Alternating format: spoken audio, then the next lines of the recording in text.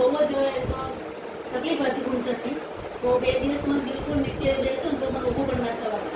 તો પછી સમાચાર મળ્યા કે એસએન હોસ્પિટલ બહુ જ સારી છે. તો કલ્પેશ મહેતા કરીને ડૉક્ટર હતા. અમે એમને સલાહ લઈએ હતા. અહીં આવ્યા, અમે રિપોર્ટ કરાયા. તો સાહેબે સરે કીધું તમે તો અહીંયા રિપોર્ટ કરાવવા પછી આપણે આગળ તમે જે હશે ને એને લઈ આવો.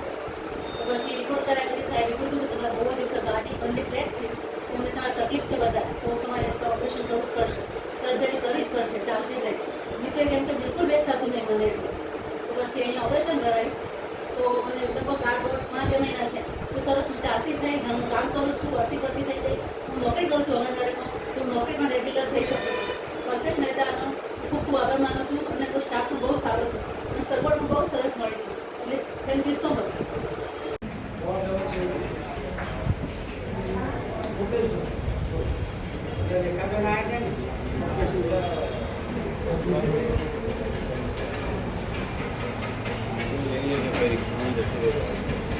Yeah.